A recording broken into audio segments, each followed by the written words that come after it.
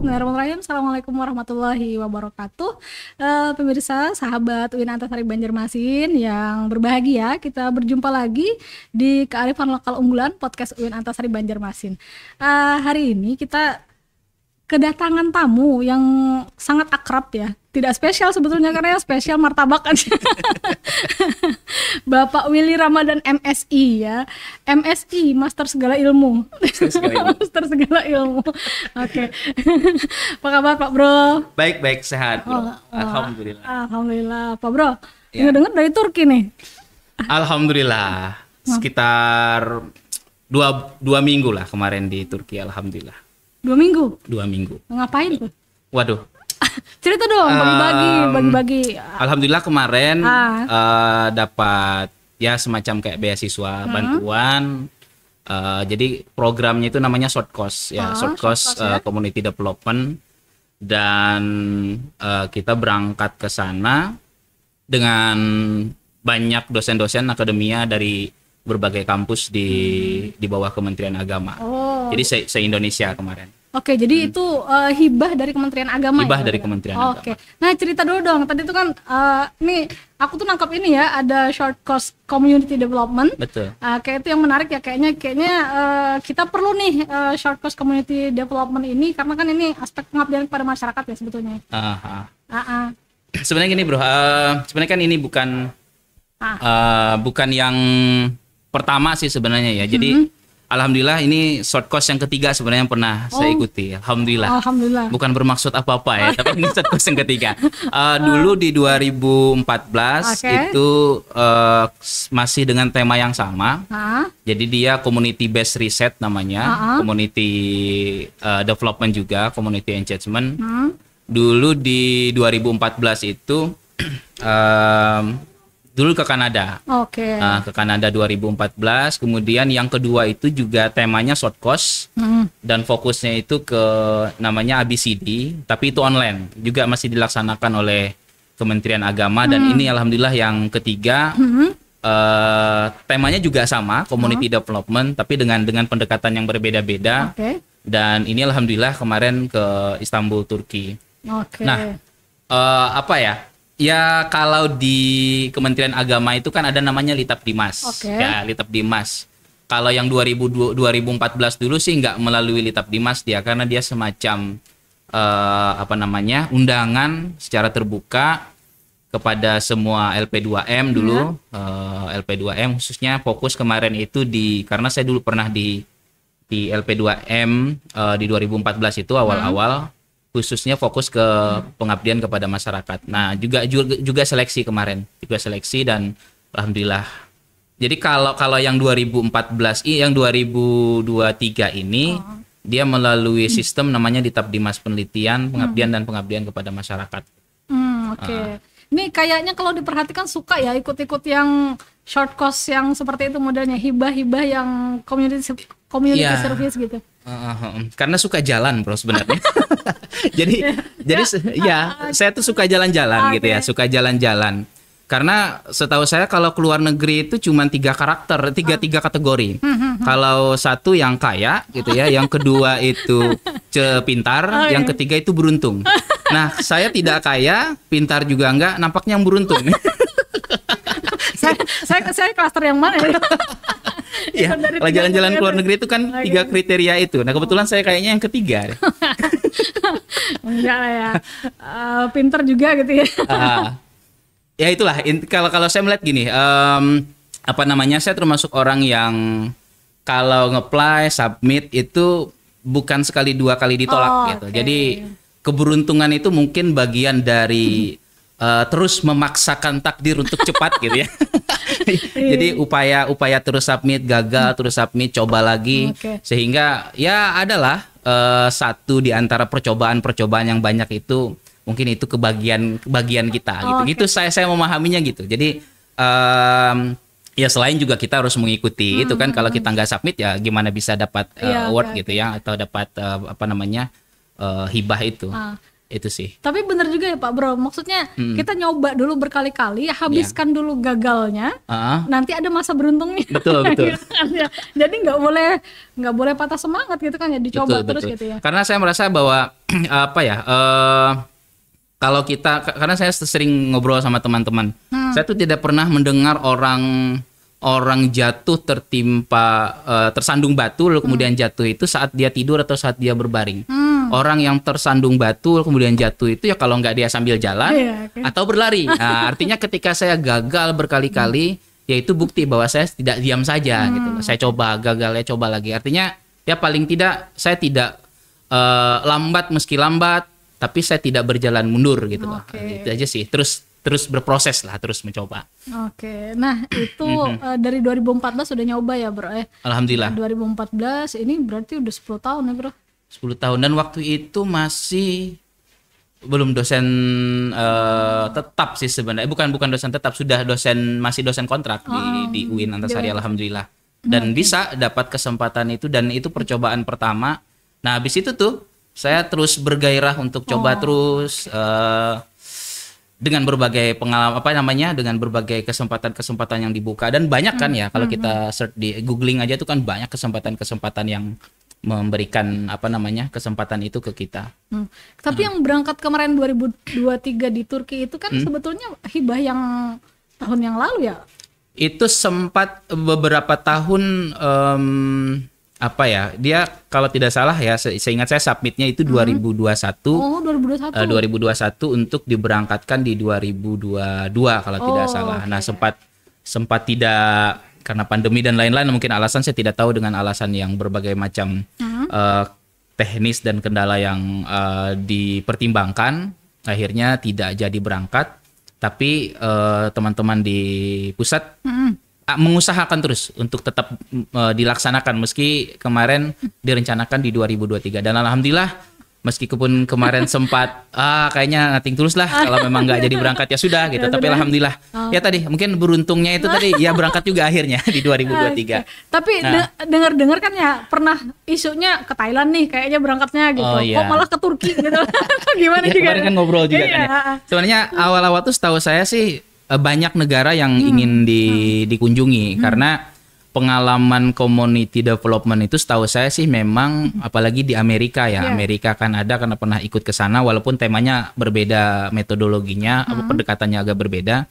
Kalau di Kanada kemarin tuh namanya kan CBR ya, Community Based Research. Nah, kalau di beberapa negara mungkin Amerika sudah dijajaki setahu saya, Australia juga sempat kemarin, tapi informasinya sih saya tidak tahu pasti, tapi informasi yang saya dengar bahwa karena Desember itu kan masanya libur ya, universitas libur, dan ada beberapa universitas yang punya mereka tidak mau diganggu lah gitu, tidak ada kunjungan, tidak ada visiting lecturer dan seterusnya. Akhirnya ada beberapa rekan dari link juga, jaringan dari teman-teman Kemenak yang punya jaringan ke salah satu NGO, mungkin LSM kita nyebutnya, NGO di sana, dan mereka bersedia untuk mengcover. Makanya kemarin itu semua ada 3 klaster short course sebenarnya di Litap Dimas itu. Pertama itu ya kami short course community development, yang kedua itu ada short course academic writing, dan yang ketiga itu short course riset metodologi. Nah, tiga-tiganya ini akhirnya diberangkatkan di satu tempat. Di satu tempat ya, dengan kajian-kajian yang berbeda tadi, tapi satu NGO itu ngehandle tiga peserta short course tadi. Berarti ada keuntungan dong ya, karena sebetulnya 3 klaster dijadikan satu, jadi kita bisa dapat ilmu yang bermacam-macam dengan 3 klaster itu. Alhamdulillahnya itu. Jadi sedikit saya dapat academic writing juga, sedikit juga dapat yang riset metodologi. Itu sih. Ini nggak kapok lagi kayaknya nih.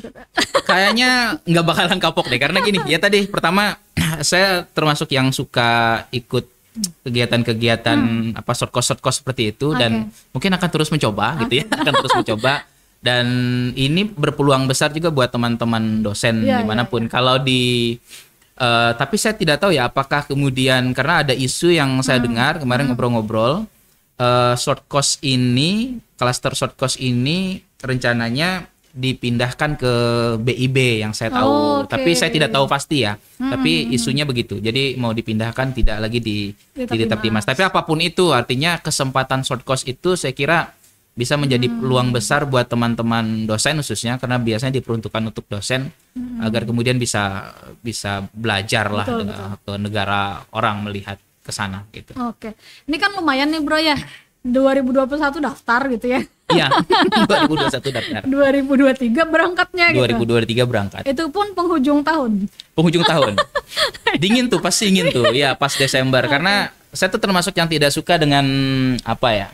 Dengan winter sebenarnya nggak suka. Karena agak kapok juga kemarin. Karena di Kanada 2014 itu betul-betul dingin banget tuh. Minus gitu kan. Minus berapa sempat saat itu. Dan punya pengalaman buruk lah dengan winter kan. Jadi berharapnya ya spring atau apa bisa melihat tulip gitu ya dan seterusnya lah. Tapi karena memang kesempatannya di situ, saya nggak tahu dengan pertimbangan yang lain atau apa, akhirnya berangkat di bulan Desember. Meskipun berangkatnya juga ya cuman 2 minggu, 10 hari sih tepatnya di sana karena dengan perjalanan itu 2 minggu. Oke, bro cerita dong.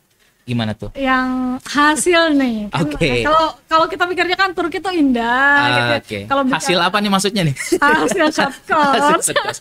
Baik. Kayak gimana kalau hasil jalan-jalan nggak perlu gitu ya.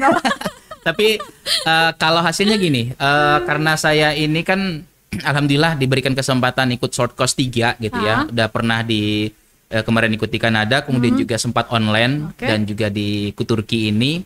Jadi bisa membandingkan, jadi bisa membandingkan antara ketiga tempat inilah. Yang online tentu kemarin kalau online itu belajarnya dengan teman-teman Makassar kalau nggak salah. Nah teman-teman Makassar ini saya tidak tahu persis, tapi juga mereka diberangkatkan ikut short course, kemudian mereka jadi narasumber.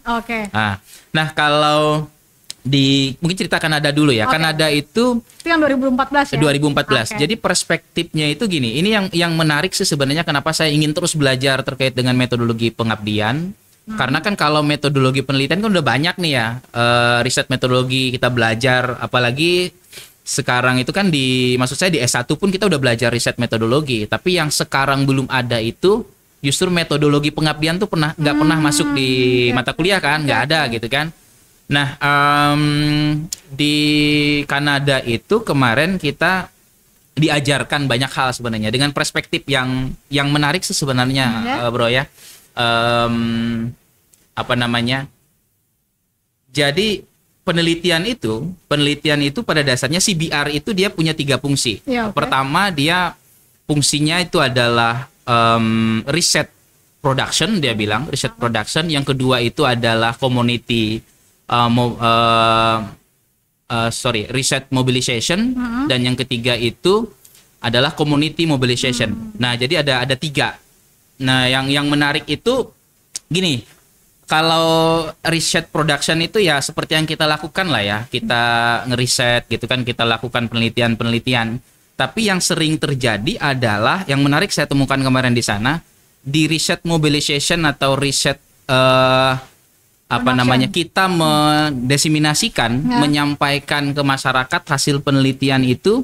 Kalau sekarang itu kan perspektifnya, coba aja kalau kita penelitian, biasanya kan hasil diseminasinya dalam bentuk artikel, dalam bentuk buku. Nah, satu hal yang menarik yang saya lihat saya belajar di sana, tidak melulu kita menyampaikan hasil riset itu dengan format akademik melulu gitu. Bahkan mereka itu menariknya saya adalah mereka bisa mempublish, menyampaikan hasil riset itu dengan teater.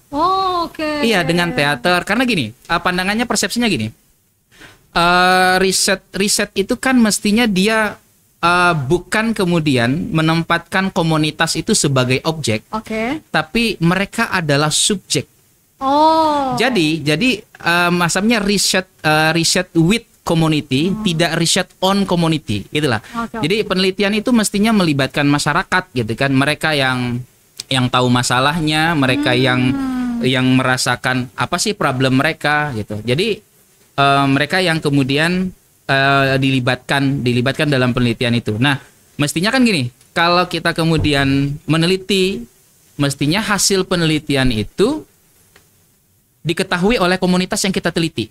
Bagaimana hasilnya? Apa sih tindak lanjutnya? Nah, kebanyakan kita sekarang, khususnya kebanyakan kita itu kan output atau outcome-nya itu, luarannya itu dalam bentuk artikel yang masyarakat bawah kayaknya nggak mungkin baca itu, gitu kan. Apalagi baca buku yang biasanya konsumennya cuman ya akademia, dosen, mahasiswa gitu. Nah, itu sih sesuatu yang sesuatu yang menarik. Dan yang paling penting sebenarnya pandangan mereka itu yang meneliti itu bersama dengan masyarakat, bukan menganggap mereka itu sebagai objek. Nah ini yang Kanada. Nah agak berbeda dengan yang di Turki yang saya temukan. Ini juga menjadi sesuatu yang menarik saya kira.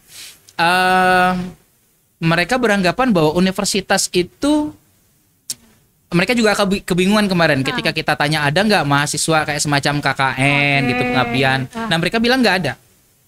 Karena bagi mereka gini, tugas universitas itu hanya dua, teaching and research, mengajarkan, mendidik gitu ya, di pendidikan, dan kemudian yang kedua riset. Tugas mereka itu.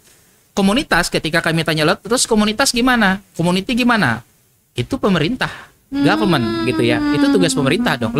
Kalau kita kan mempersepsikan bahwa mestinya kan kita leading gitu ya, bukan seperti Menara Gading yang kita pahami selama ini kan universitas bukan Menara Gading yang ya asik dengan diskusi aja, tidak leading ke masyarakat. Nah, mereka menganggap bahwa itu tugasnya pemerintah. Terus nanti kontribusi universitas di mana? Nah, mereka bilang yang saya pahami dari diskusi itu adalah mereka kemudian dipanggil oleh pemerintah, masukan-masukan mereka didengar gitu kan, sehingga itu mungkin nanti outputnya adalah policy gitu ya, policy. Nah, di situ yang menariknya. Jadi mereka merasa bahwa mereka belajar sesuatu yang baru juga. Tapi kalau yang di Kanada, di Amerika, setahu saya social work-nya kan juga cukup agak sinkron lah dengan kita gitu kan, apalagi Tridharma kita kan ada pengabdian gitu. Nah, kalau mereka nampaknya agak berbedanya di situ. Itu sih yang gambaran umumnya ya. Panjang sih sebenarnya. Mau gambar khusus juga. Tadi kan menarik ya, kalau di kita ada punya kemiripan dengan Amerika ya Bro ya. Tadi Bro sampaikan gitu ya, kurang lebih kita ada Tridharma. Jadi kita itu selain mengajar ada mengabdi juga, ada aspek pendidikannya juga gitu ya. Nah, kalau di Turki tadi kan masyarakat itu diserahkan ke government. Jadi hasil riset mereka itu diserahkan ke government untuk telah kebijakan begitu ya? Yang saya pahami seperti itu. Jadi apa yang kemudian mereka hasilkan melalui riset-riset itu, ketika ada memang permasalahan di masyarakat gitu ya, permasalahan di masyarakat, ya tentu pemerintah juga melibatkan akademisi. Ya kalau di Indonesia saya kira juga iya sih ya. Secara umumnya juga melibatkan hasil-hasil riset itu kan menjadi penting ketika melahirkan policy. Tapi nampaknya kalau dalam struktur universitas itu yang saya pahami, yang saya lihat dari diskusi-diskusi itu, bagi mereka ya sudah, komunitas itu adalah bukan tugas satu universitas gitu, bukan tugas dari kampus, tapi lebih leading ke sana. Oke. Ini berarti jalan-jalan ke kampus juga nggak ini? 2 kampus kemarin alhamdulillah. Kampus apa aja? Marmara University sama Madaniyat University. Marmara di Eropanya gitu ya? Ya, kemarin itu kita tiap hari Eropa Asia. Jadi nginap, enaknya Turki gitu. Itulah enaknya Turki kan, dia dipecah dari Selat Bosphorus itu, dan kebetulan kita nginapnya di Eropa, pelatihannya itu di Asia. Jadi tiap hari kita itu pencapaian terbesar saya kira di 2023. Karena apa? Bisa tiap hari jalan-jalan Asia Eropa gitu kan. Hitungan per sekian menit lah gitu kan. Jadi bisa Eropa Asia. Ya, kemarin di Marmara University sama Madaniyat melihat kampus di sana, terus juga kunjungan-kunjungan, diskusi dengan dosen-dosen di sana. Ya, peluang-peluang kolaborasi saya kira besar sih, besar, dan juga kerjasama itu besar sekali. Ini kolaborasi gimana nih, maksudnya kan? Kolaborasi kalau cuman meneliti pinjam nama gitu kan nggak ini ya, maksudnya aspek dana juga gimana? Nah, kalau itu sih kemarin belum tersentuh ke sana ya, karena kemarin itu saya kira keterbatasan waktu juga. Kemarin pembicaraan yang jelas sih saya kira untuk funding mungkin ya, untuk funding saya kira kemanapun masih banyak peluang sih ya, apalagi ya ini ngomong-ngomong juga yang terkait dengan studi juga. Itu menarik nih kan. Nampaknya untuk menjadi mahasiswa di Turki itu tidak sesusah yang kita bayangkan. Apalagi ini kan kita bisa, kalau kita kuliah misalkan kayak di Marmara atau Madaniyat, itu kan bisa pilihan tuh, bisa mau kuliah di Eropa atau di Asia gitu kan. Dan nampaknya sih sejauh yang saya lihat tidak susah gitu loh. Beasiswa mereka juga menyediakan beasiswa itu. Jadi Marmara tuh di Eropa ya Bro ya? Marmara itu sebentar di Asia apa di Eropa ya? Saya lupa kemarin tuh. Kalau nggak salah di Eropa Di sih. Eropa. Ya, Madaniyat nanti yang di cross check sih. Saya lupa. Kan mungkin di jalan-jalannya ya. Ya, ini bro, kalau masalah kuliah lanjut, kalau kita itu kan sering dengar ada Marmara, ada apa namanya Madaniyat tadi ya. Sebetulnya ada banyak kampus Turki Banyak juga kan di kampus, sana iya. gitu. Nah ini peluang kita kan punya banyak mahasiswa nih, Betul. UIN Antasari gitu ya, kurang lebih 10 ribuan gitu ya. Iya, iya. Nah ini kan informasi juga gitu untuk melanjutkan kuliah S2-nya barangkali, atau para dosen yang ingin melanjutkan kuliah S3-nya itu gimana bro? Memungkinkan kalau dilihat di sana? Sangat memungkinkan sih saya kira.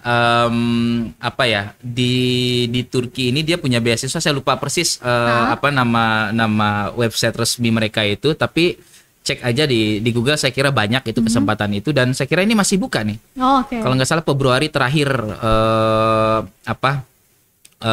submitnya. Oke. Itu kesempatan mau S1, S2 atau S3 itu ada.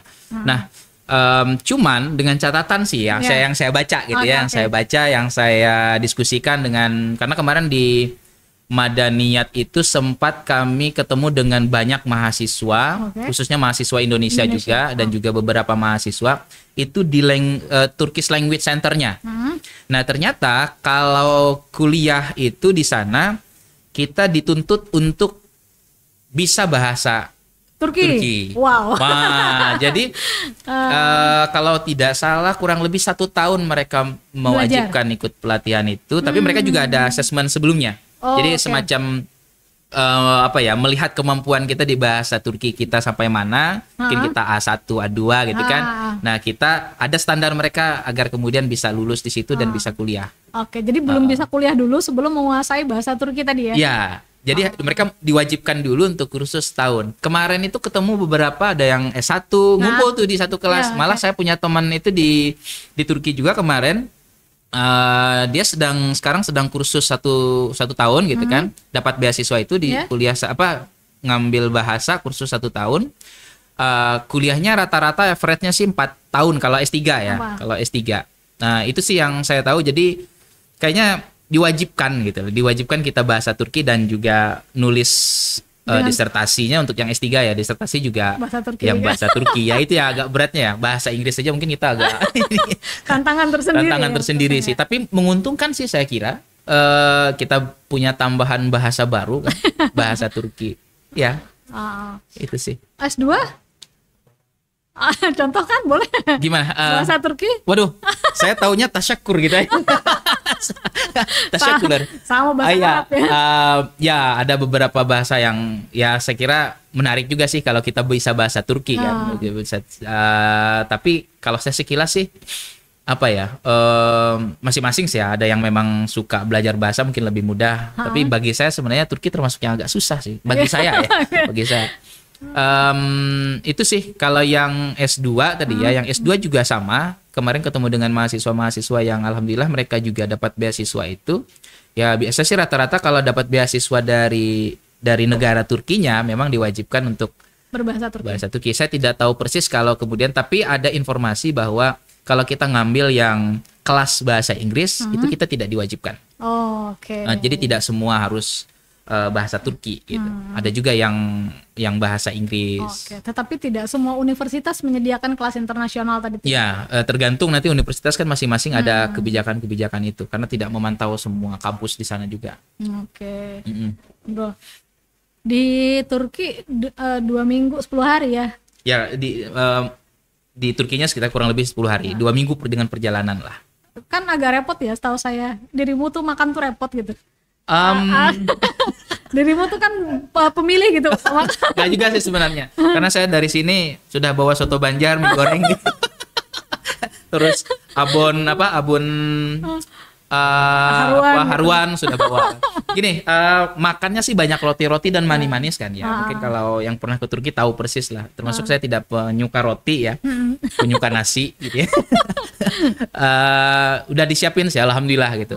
Udah disiapin kemarin, tapi tidak susah sih menyesuaikan dengan makanan-makanan di sana. Saya kira masih normal lah, walaupun ada beberapa ya lebih ke sweetnya sih, lebih ke manisnya itu. Tapi tetap ya Indomie dan pasti itu wajib tuh makannya. Saya bawa soto Banjar. Itu teman-teman tuh udah suka tuh makan soto Banjar. Ya, jadi soto Banjar mendunia nih ya. Mendunia. Karena ternyata bukan cuman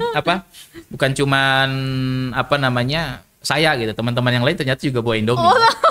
Ada 20 berapa kemarin, 28 apa 26 peserta kemarin dari beberapa kampus, alhamdulillah. Dan itu seluruh Indonesia gitu. Seleksinya seluruh Indonesia. Seluruh Betul. Indonesia. Oke, kita belum tahu ya bro ya, ke depan itu kan tadi mau dilimpahkan ke BIP ya, beasiswa Indonesia. Ya arahnya ke sana yang saya dengar ya. Tapi kalau memang itu ke BIP pun ya saya kira tidak mengurangi tetap menjadi satu peluang yang besar sih buat kita untuk ikut itu. Kalau saya dibolehkan juga mau coba lagi nih, karena informasinya tahun depan itu bisa jadi ke Kanada untuk yang community-nya, community development. Tapi yang riset metodologi yang lain-lainnya bisa jadi banyak kan. Tapi kan belum tentu nyatu lagi kayak yang ini kan ya bro ya. Ya ini kan karena mungkin spesial gitu ya. Saya kira itu. Ini kan tiga tadi tuh ya, tiga short course, tiga jenis. Community development, academic writing, research methodology. Ya. Itu jadi tiga yang jadi harusnya dari satu negara. Harusnya kan tidak dengan negara yang sama gitu ya. Sebenarnya bukan harusnya apakah berbeda, tapi tergantung. Kalau pengalaman sebelumnya memang agak beda kan, karena biasanya saya yakin kalau teman-teman di Kemenak menentukan tempat negara itu menyesuaikan dengan goalnya yang diinginkan kan.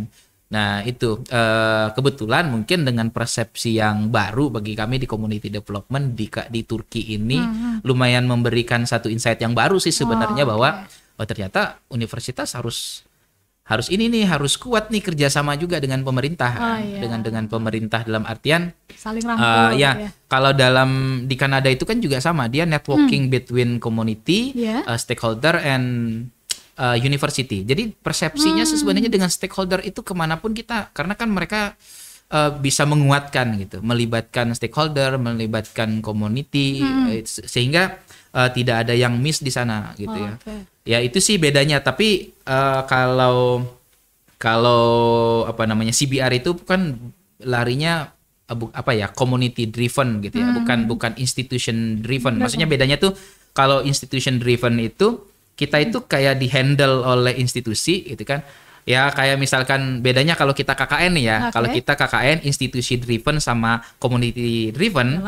Kalau institusi itu ya mereka punya anggaran, mereka punya program, kita melaksanakan program mereka, gerakan bantuan, sudah. Ya kalau yang community itu apalagi yang konsep ABCD sih yang pernah saya ikut yang online itu menarik lagi. ABCD itu dia persepsinya bukan problem aset gitu ya. Tapi lebih kepada community asset. Jadi komunitas itu dilihat sebagai sebuah aset yang mereka tuh dilihat bukan dari kekurangan mereka. Apa yang mereka punya, potensi apa, itu yang dikembangkan. Itu yang dikembangkan. Kalau sejauh ini kan kalau yang problem based ya, problem based maksud saya, bukan kalau yang tadi aset based gitu ya. Kalau problem based ya kita seakan-akan kita datang ke masyarakat, seakan-akan kita tahu bahwa kita ini punya kemampuan, kita bisa bantu mereka. Jadi seakan-akan kita punya power untuk merubah itu, memberikan solusi. Nah, kalau yang ABCD itu kan salah satu metodenya juga, asset based community development itu melihat apa sih kekuatan mereka. Ayo sama-sama dengan universitas untuk meningkatkan itu, menjadikan itu sebagai aset yang bisa dikembangkan untuk menyelesaikan solusi mereka. Jadi ini kerjasama partnership sebetulnya. Partnership, betul, partnership. Jadi yang kolaborasi dengan masyarakat. Ya tadi kembali lagi saya kira irisannya menarik antara CBR, ABCD gitu kan. Termasuk juga yang di Turki itu ada satu simpul yang saya kira menarik, bahwa ya dengan universitas memang harus dengan komunitas bersama-sama. Kita bukan menganggap mereka sebagai objek penelitian kita, tapi malah di Kanada itu menarik bro. Mereka itu ingin menyelesaikan masalah orang-orang yang homeless. Orang-orang yang homelessnya itu mereka ajak, mereka latih, mereka mentoring, mereka training untuk menjadi subjek yang meneliti juga.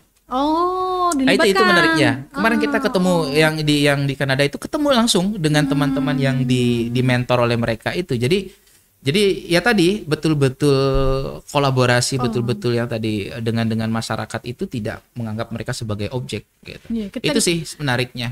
Universitas tuh nggak gagah sendiri gitu. Iya, nggak gagah sendiri gitu kan, bahwa kita punya solusi yang apa masalah Anda kami kasih solusi, Iya. kan nggak seperti itu. Artinya ayo punya Bareng, kekuatan apa kita bareng-bareng. Kami ya tadi berjalan bersama-sama, helping you helping me lah begitu ya. Oke, oke. Itu sih kurang lebih yang saya tangkap simpulnya gitu ya. Semuanya. Nah, oke. Ini kalau diceritakan panjang Panjang. sekali ya. Kalau perjalanannya juga lama. Lama. Transit lumayan ya. Enggak Lama. transit ya. Transit kemarin di Abu Dhabi. Abu Dhabi. Baliknya itu yang agak lama, 14 jam kalau Sama nggak salah. transit Abu Dhabi juga baliknya. Pas baliknya yang agak lama, yang berangkat tuh sebentar sekitar berapa jam ya, 4 jam atau 5 jam. Kalau yang ke Abu Dhabi, yang baliknya dari Turkinya, dari Istanbulnya yang agak lama, Agak lama. di Abu Dhabi. Oh, oke. Ya teman-teman sempat apply visa dan bisa cepat ya. Ya sempat lah jalan-jalan Jalan. lihat di Abu Dhabinya. Saya di bandara aja, nggak sempat kemarin tuh. Baru keluar pas di bandara soalnya. Oh, Bisa oke. nggak apa-apa. Oke, ini seru sekali kita ngobrol ya bro ya. Siap. Senang loh didatangin di Alhamdulillah. podcast kita kearifan lokal unggulan. Jumpa lagi nanti dengan cerita yang lebih menarik ya bro. Siap. Dan makasih juga. Oke, makasih juga nih udah bawa soto Banjar mendunia. Waduh. Ya minimal teman-teman yang di satu hotel yang merasakan lah ya. Kearifan lokal ya. Iya. Soto Kan Banjar. kemarin juga pakai peci terus juga pakai sasirangan. Itu kampanye. Mahasiswi yang di kampus-kampus yang saya kunjungi itu kan Lihat. agak aneh juga gitu kan. Aneh dalam artian entah kagum atau apa gitu kan. Karena mungkin pakai peci yang tulisan UIN gitu. Harus dipromosikan kan. Iya, promosi kampus ya UIN Antasari Banjarmasin. Oke. Bro, terakhir nih bro. Kata-kata penutup atau mungkin tips lah, bagi tips gitu gimana kalau mau dapat hibah yang serupa tuh effortnya kayak apa gitu. Apa ya? Sebenarnya sih nasihatnya tuh sudah sering disampaikan ya. tidak bukan sesuatu yang baru sih menurut saya. Mungkin apa yang ingin saya sampaikan bahwa ya khususnya mungkin mahasiswa lah ya, mahasiswa ataupun teman-teman dosen yang ya saya kira kalau saya bandingkan kemampuan saya tadi kembali lagi ke pinter dan beruntung, pinter dan kaya tadi. Kalau mau jalan-jalan ke luar negeri, saya kira bukan persoalan kemudian pinter dan tidaknya gitu kan. Karena yang paling penting itu adalah seberapa berani kita bersaing, seberapa berani kita mencoba. Karena saya jujur 2014 itu ketika saya apply itu saya masih kalau tidak salah belum nyampe 2 bulan baru sebagai dosen. Oh, oke. Baru Tidak banget. sampai baru banget gitu. Tapi memberanikan diri waktu itu disuruh ikut. Ya udah saya ikut, memberanikan diri dengan ide yang apa adanya, yang kadang juga saya tidak ngerti saya ngomong apa gitu kan. Tapi itulah keberanian dan alhamdulillah diberikan kesempatan. Ya intinya kalau ingin submit, ingin merasakan short course yang seperti saya rasakan dengan teman-teman yang juga pernah, ya terus cobalah gitu ya. Coba aja terus. Ada kesempatan coba, dan tentu juga melihat kalau nulis proposal itu setahu saya cari sesuatu yang memang seksi, yang seksi dalam artian orang nggak kepikiran gitu, tidak banyak orang yang memikirkan ide seperti itu. Itu sih nggak banyak sih pesannya. Intinya setiap kesempatan kalau ingin merasakan sesuatu seperti itu ya udah coba terus Oke. sampai ya tadi beruntung. Habis sialnya gitu ya. Menghabiskan masa sialnya. Tapi tidak ini juga gitu ya, harus tetap effortnya, menjaga semangat. Tetap sih saya kira quality dari yang kita tulisan kita itu juga tetap jadi pertimbangan kan. Pasti tidak kemudian ya asal nulis juga, enggak juga sebenarnya. Maksud saya adalah artinya ya kita kolaborasi gitu kan, sering-sering membaca proposal orang. Membaca artikel. Karena kebetulan dulu itu karena ya tadi baru 2 bulan jadi dosen gitu kan, ya yang saya baca ya tidak banyak, tapi alhamdulillah punya kesempatan itu. Artinya maksud saya kita tetap di satu sisi tetap serius dengan segala quality yang kita punya semaksimal mungkin, tidak asal coba-coba gitu kan, serius lah gitu. Saya tuh ingat Arkun ya kalau nggak salah bilang yang unthinkable menjadi thinkable gitu kan, harus yang tidak terfikirkan menjadi terfikirkan gitu. Itu yang seksi tadi tuh ya. Oke deh bro. Oke. Ada lagi? Cukup saya kira. Oke, makasih banyak ya bro Siap, ya sama-sama. udah datang ke podcast kita nih kita akhiri. Alhamdulillah. Oke, sahabat Antasari semuanya ya, demikian perbincangan kita dengan Willy Ramadan MSI. Jumpa lagi insyaallah di podcast Kearifan Lokal Unggulan. Assalamualaikum warahmatullahi wabarakatuh. Waalaikumsalam.